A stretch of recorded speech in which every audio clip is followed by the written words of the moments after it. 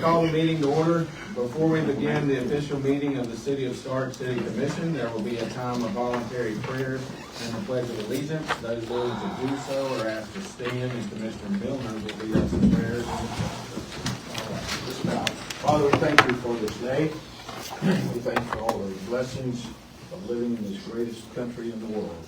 We thank you for the men and women that protect us every day, both domestically and foreign.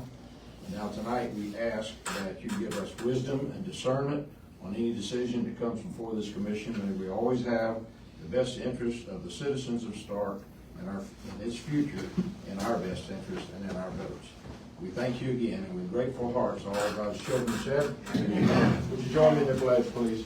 I pledge allegiance to the flag of the United States of America and to the republic for which it stands, one nation, under God, indivisible, with liberty and justice for all. In the meeting order, do we have any agenda changes, additions, or deletions? Hearing none, I'll entertain a motion to approve the agenda. We have a motion by Commissioner Nugent. Do we have a second?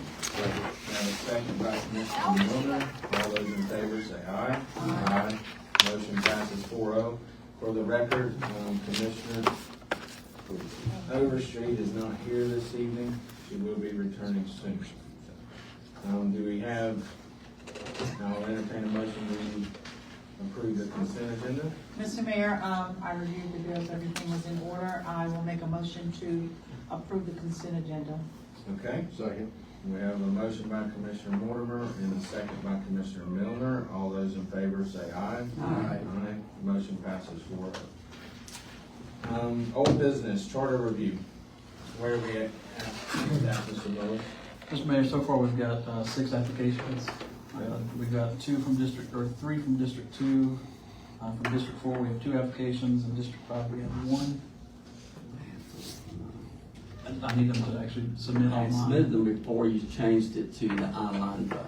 So I gotta get with you and, because the people do not know that apparently. Okay? I have 3. And Okay. 1 for District 2. I think he came up here himself. I don't know. Why are you involved in District 2? Because the man, he asked about it, he came up here. That's his business. Okay, all right. Okay? Okay. Do we have any, I'm sorry, do what? I'm working on mine. Okay. Do we have any more further recommendation on how long to carry this application period out? You want to send them on the 31st? Okay. Thank you for refreshing our. Welcome. All right. Mr. Mayor. Yes, ma'am. Drew, can you, after the meeting, just share with me the names of District 2, the citizens that applied? Thank you. All right, moving on. Let's not have any communications on the dais between each other unless everybody can hear it, okay? Yes, sir. Thank you. No emergency items listed. That brings us to number 7, Próspera. We have Mayor George Colindres here and Arturo Zacapa. So just to give you a little background on this, I recently had the privilege of being able to go to Honduras on an educational trip there to learn about their zone for economic development and enrichment. As a result of that, these 2 gentlemen were able to come and experience some of Starke. They are a rather small municipality like us, so we have a lot in common when it comes to size. In an effort of diplomacy and ambassadorship for the city, I invited them here to come, and I have asked them to present to us. It's just kind of one of those things. They are working towards developing, and correct me if I'm wrong, more of a capitalistic environment there in Honduras.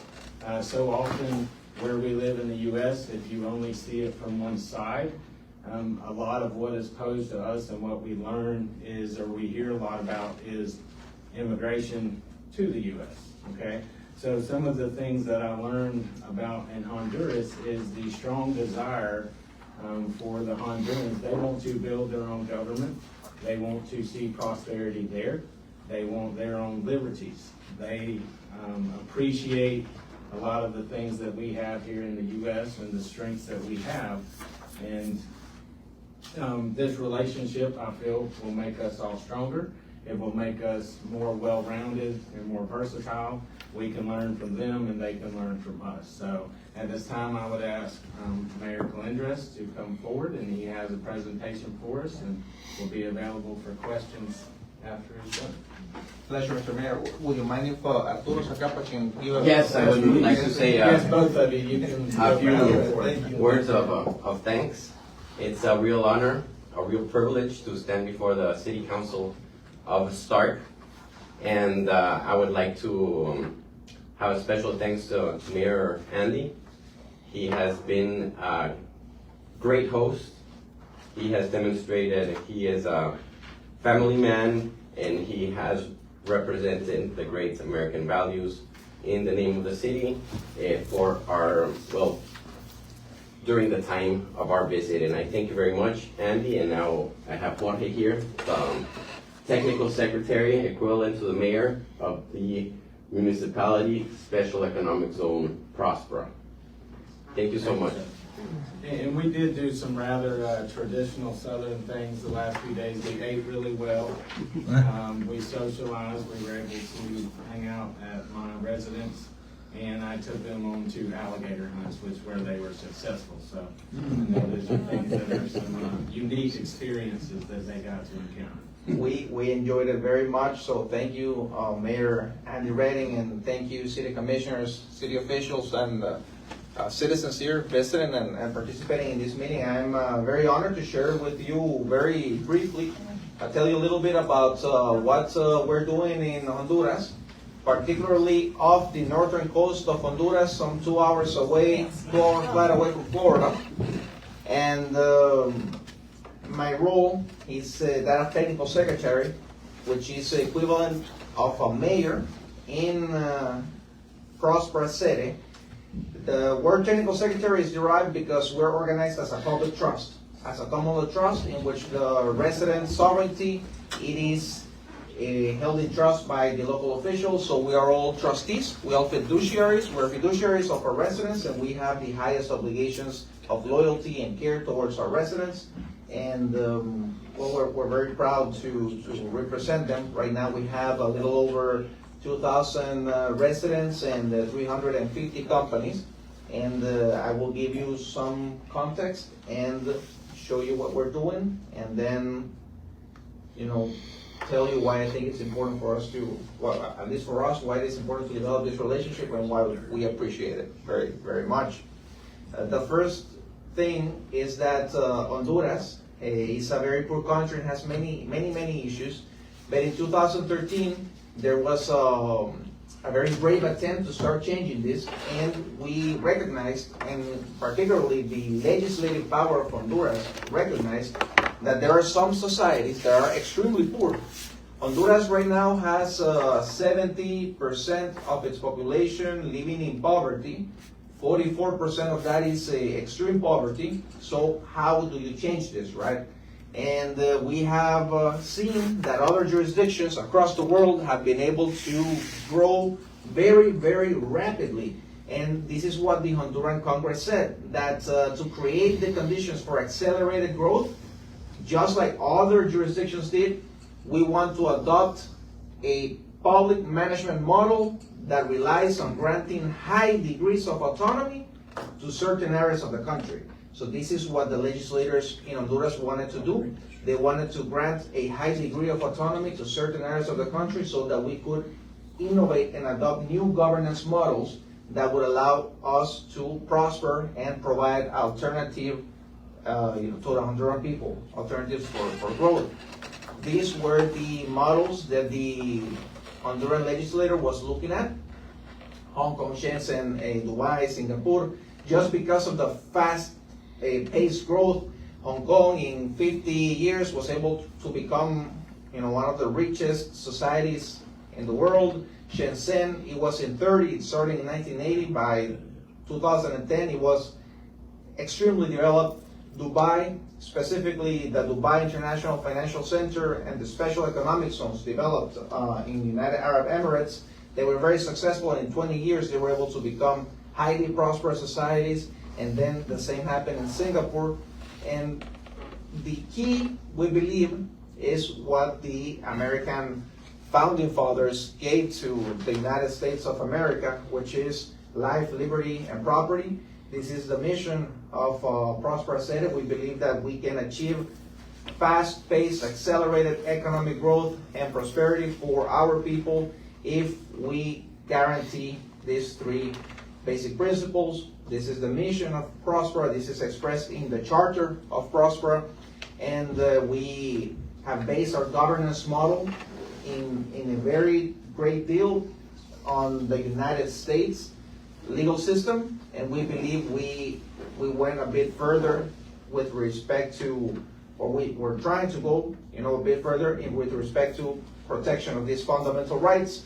We adopted a common law legal system. Honduras is civil law. It's a Latin country with civil law tradition. We adopted the U.S. common law. So if you come to Próspera City or Special Economic Zone, you will find U.S. law for property, for mortgages, for companies law, for torts. And the idea is to make it familiar for U.S. persons to be able to invest in Honduras, and the vision more broadly to invest outside of the United States in strategic zones that offer protection for your investments. And sadly, U.S. investments have been under attack across the world, and we have been under attack in Honduras. We have been able to pull a little over $200 million in investment to Honduras, creating 3,500 jobs across several industries, from manufacturing to medical services to financial services to tourism to restaurants to coffee shops. It's a small city that we're developing, and these investments have been under attack. But this model of granting special economic zones autonomy and treaty protections, we are protected by the free trade agreement between Central America and the United States. This has allowed us to protect these investments, and despite having a hostile central government, we've been able to ride it through, and we're very optimistic. To be honest, we're growing. Major U.S. companies are investing in Honduras in our special economic zone. One of them is Coinbase, is the biggest Bitcoin exchange in the world. The company's worth like $70 billion. Then Tim Draper, who one of the early investors in Skype and Bitcoin and many other companies, and Tesla, and a lot of major and very renowned U.S. investors are investing in Honduras, and I would have never believed it before. So this is a little bit of our model. There's a constitutional amendment. Honduras amended the constitution to allow for this zone to be created. We have the ability to create local rules, local public administration. We have a common law system. We have exclusive financial regulation. We have a special system to resolve disputes, sort of like a courts, but it's private. It is based on arbitration. English is the official language. Alongside Spanish, we have very low taxes, and we have control over the registries. This is a bit more common in America, but in Latin America, everything is highly centralized, super centralized. We've been able to decentralize the Honduran government, and we are now responsible for 80% of government functions within our jurisdiction, and this is where you can find it. It is, like I said, a 2-hour flight away from Florida. This is off the coast of Honduras in the Caribbean, and this is Roatan. We're right in the middle of Roatan, and let me show you some.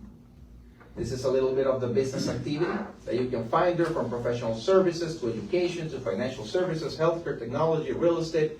Again, most of this, it is a U.S. capital that's being deployed, and we're very happy to continue to foster this relationship. Honduras is the country, it's the second country in Latin America with the most favorable opinion towards the United States. The first one is Dominican Republic. They beat us in that part. And 74% of Hondurans believe that the free market system is the only way to create prosperous societies.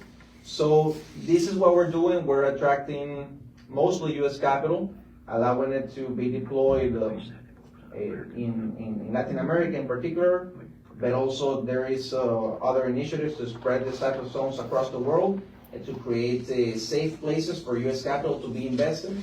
And the federal government in the United States has spent over $100 billion in aid for Honduras from year 2000 to year 2020, and poverty rates have increased. So we want to offer U.S. authorities an alternative for development and an alternative for the U.S. to achieve also its geopolitical objectives across the world, which is just to help us create these special zones which are based on principles that are American principles, but also human principles. We just want to protect, the rights of people to be able to prosper with, small government that's only there to provide the essential services and protect the fundamental rights. And we believe that is the key for prosperity. And if we're able to create these types of zones worldwide, I think that we will catalyze a worldwide prosperity. This is our goal. We want to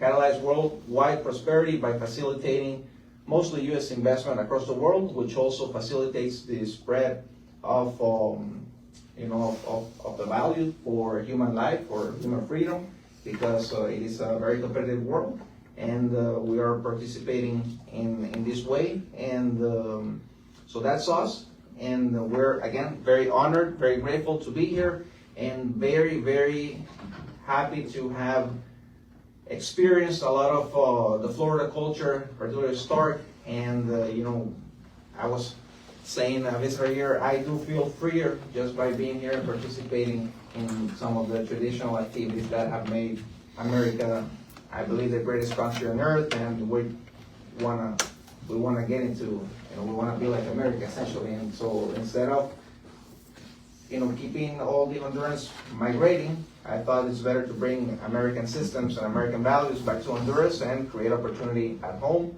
And that's our mission, and we're very grateful to be here. So thank you for listening, and we would love to establish cooperation, to establish a cooperation relationship so that we can learn more from you, from your services, from the human talent that you have, and see how we can better improve our standards in Honduras and in Rota in particular. So thank you very much.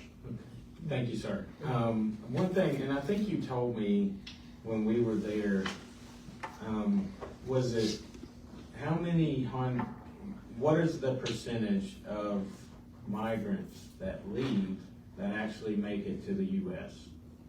The percentage, I don't have that statistic. I do know that 70% of young people in Honduras want to leave the country. I'm not sure how many make it into the U.S. But, and I think we talked some about, but a lot of those individuals that wind up leaving Honduras end up being trafficked. Yes. Their organs are being sold on the black market, different things like that. So that is a very high percentage, correct? That yes. happens to people. I know personal cases from my grandmother was a manager in a store. One of the assistants went to the U.S. and it was terrible stories of multiple rapes and abuse. The same thing happened to a couple of service personnel that migrated, and you hear these stories, every day essentially. So this is a big challenge, and this is how we're trying to fix it. Facilitating an ecosystem that provides safety and protects people's life, liberty, and property. And we're very proud because we've already done it. It's not our project. We've done it. We're 1,000 acres, and at least in these 1,000 acres, people are free and they can trade freely. And there's another statistic here, which you can see. The wages within our special economic zone double those in Greater Honduras in all of the industries, except in professional services, which is almost 4, and it can be up to 10 times higher. So it's definitely the best place for Honduran professionals to find an opportunity. but it's also the same across all industries and levels of work, you know. And I think and obviously talking about the earning potentials there that you have, you've already established that there is a significant difference there. Also, in some of the conversations that we've had, if you could elaborate a little bit of the importance of your upcoming election and kind of the overall broad view of being on the American political spectrum, basically of being known of how important it is. You explained that very well previously in some conversations we had, but it's important because you're heavily invested with American investors of the importance there, and that your government recognizes, you know, what you're doing and how it affects your politics there. Yes, no, certainly. The main issue right now in Latin America, and I have to say it openly, that I am glad that it seems that the U.S. government is starting to tackle it frontally, is the Cartel de los Soles, the Nicolás Maduro regime, formerly Hugo Chavez. They have a lot of money, and they've been using this money, drug money, oil money, to fund radical criminal groups, not only in Latin America, but also in Europe, and possibly even in America. But in Honduras, they gave $150 million to the Honduran administration and converted essentially a moderate right-wing government into a radical left regime. And this is the people that are currently right now in government in Honduras. And we're going to elections on November 30th. And all the polls show that the socialist regime and the socialist candidate will fail. People don't like it. It's not only us that has had issues with this government. It's a battle between the private sector, between the church, the evangelical church, the Catholic Church, the private sector, the civil society, the students. Everybody's trying to fight this current regime, and we know that electorally they have zero chance. But we are concerned of not even fraud, because we are certain we can prove the results. It's just we are concerned about the use of force, like happened in Venezuela, in which there was clear elections in which freedom forces and democratic forces won, but they just declared Nicolás Maduro winner, right? So we're concerned that that's something they want to try in Honduras. But right now, all of the Honduran society is united to stop this, and also we see a very strong position from the United States, but I cannot underestimate how important and how influential the United States role is, and it's just sending a strong message, just the ability to send a strong message and demand that free trade agreements are complied with. In this sense, particularly Chapter 10 that protects U.S. investments abroad. So this is, again, U.S. policy is very important for protecting U.S. investments abroad, and also for achieving objectives such as stopping illegal immigration by, at least in our case, helping these zones with. The only thing we need is for the law to be complied with. To be honest, we don't need any special favors. If the free trade agreement is complied with and the special economic zone regime is complied with, then we can create a lot of opportunity, and we can achieve the mutual policy objectives that both the U.S. and Honduras have. Very nice. Questions? No, just thank you so much. We're just really excited about this relationship that we're developing, and we look forward to continued sharing of ideas. Thank you. Commissioner Nugent?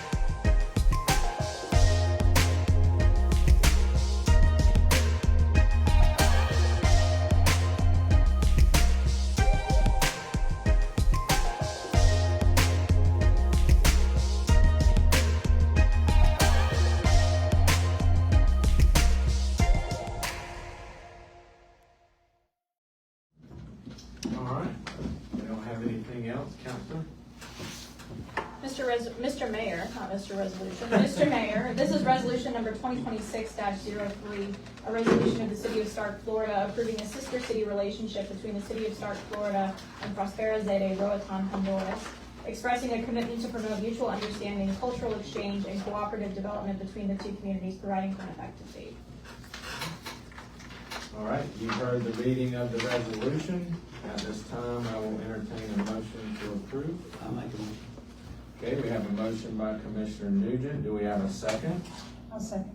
We have a second by Commissioner Mortimer. Do we have any further discussion?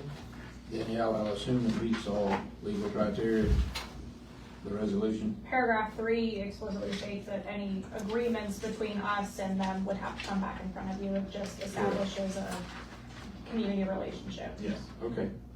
Diplomatic community relationship. Any other questions? All right. Any public comment? All right. Hearing none. All those in favor say aye. Aye. Motion passes 4-0. Thank you very much.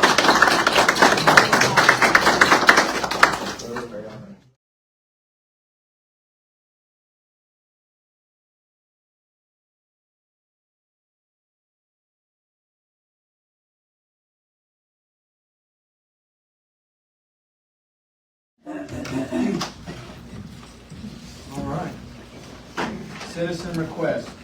The city of Starke welcomes you to this, man, this print's getting smaller and smaller. I walked out of the house earlier with the wife's glass and I leave me in the truck. I'm embarrassed. This time is set aside for our citizens and general public to address the city commission. This is not a question or answer time. It is not a political forum, nor is it a time for personal accusations or derogatory remarks to or about city personnel. If you would like to address the commission, please complete a form, come to the podium when you are called, speak into the microphone, and state your name and address for the record. Please also limit your comments to not more than 3 minutes. Your participation is welcome. Do we have any comment cards? Okay.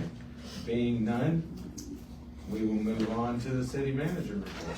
Thank you, Mr. Mayor. First, I'd like to just, again, thank Clerk Thompson for everything going on. We had a really productive conversation this morning, I believe. I wanted to kind of let her get her feet just a little bit wet in office and before we had these type of really serious conversations. So, very productive this morning. I think we should have some good things coming forward in the next few months. Okay. That also being said, a couple of us attended the Florida Gas Conference last week. Very good conference, very informative. Commissioner Milner, Commissioner Mortimer, Kathy, and David all joined me going. So very good. We were very well represented. Very good. Yeah. And they showed, I'm sorry, Go ahead. they showed our film, our clip. Yeah. Yeah, Jacob was one of the speakers, and he showed our clip. We were very excited. And tomorrow we've got committee meetings and then board of directors meeting at FNPA, where if you all, I can provide the link to you, but another good Virginian is going to be presenting tomorrow. So. Another one? There's two. Yeah. There's at least two. Well, I'm the better one. Oh. Yeah. But anyway, it's the former SEC chairman of the State Corporation Commission in Virginia. He's now on the PSC, or the National Board. So, What time is it? should be about 12. I can send you the link, like I said, and it's virtual. Okay. I'm going in person, but yeah. Okay. Yep. So it should be an interesting thing. That just, again, Jacob and I were talking the other day about that, here we are, say a small entity, FNPA serves 3 million people. Here we are in the major policy discussions in the energy industry in the U.S. So that's something a lot of people don't know what's going on behind the scenes at FNPA. So very, very proud to be part of that. Other than that, I don't have anything else. Okay. Any questions for the manager? Okay. All right, city clerk report. Ms. Thompson. Mr. Mayor, we've had some very good conversations with staff. We have a lot of things planned and we will do it for you. I did have the pleasure of meeting with the county commission last week as representative for us just to explain to them that we would continue to have good progress. When we do have progress, we would give them some notes and loop them in so that they could be with us. Just a reminder that Legislative Day is Thursday. You guys have a palm card that the county has added us to theirs as well, so that will be the ask for everybody. A reminder that there's a CIS Communities for School golf tournament on Friday, if anybody would still like to attend or come out. The pumpkin escape is set for Saturday, and we are good to go. Utilities will be there, and some of the others. If anybody would like to come help downtown, we'd love to have you. You also have a chamber chatter in your thing that kind of gives a breakfast for next week and a few other events. We will have Halloween, kind of some different things happening for us here at City Hall next week as well. We'll be handing out candy and doing things. Some of the commissioners have already signed up as well as staff, so I'll get with the others. Other than that, things are running very smooth. Wonderful.